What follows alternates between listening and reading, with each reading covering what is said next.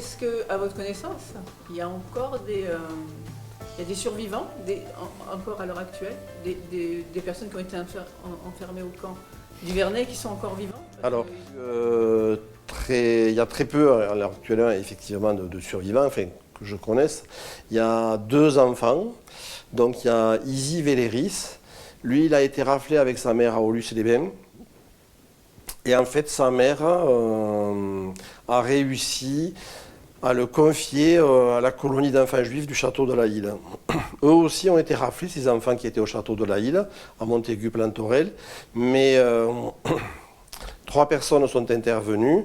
Donc Roselina, on va dire l'éducatrice en chef, qui est allée volontairement s'enfermer avec ses enfants dans le camp du Vernet. Et ensuite Maurice Dubois et Léonore Dubois. Alors lui, Maurice Dubois, est allé gueuler à Vichy, auprès de Laval, le chef du gouvernement. Et sa femme Éléonore est allée gueuler à Berne, au siège de la Croix-Rouge suisse. Et en fait, ils ont réussi, je pense que c'est le seul cas de juifs arrêtés parce que juifs en tant que rafle antisémite, ils ont été remis en liberté, renvoyés au château de la Île. Et en fait, la mère d'Izzy, Véléris, Malka, elle a réussi à confier son fils, donc Izzy, à la colonie des enfants juifs du château de la Île, et donc il a été sauvé.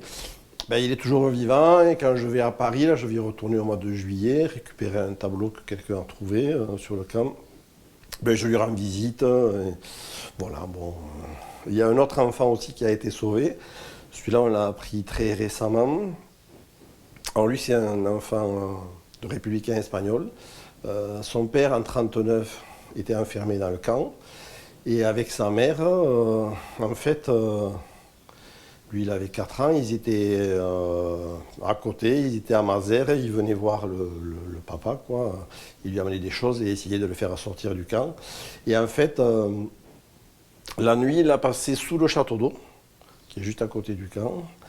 Et ce qui s'est passé, c'est qu'à partir d'un moment, le chef de gare, donc de la gare du Vernet d'Ariège, quand le dernier train du soir était passé, il venait les chercher et il leur permettait de dormir dans le hall de la gare.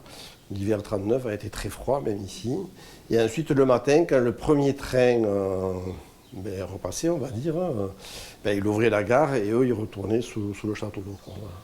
Et cet enfant, donc, qui est né donc en 1935, il est toujours vivant.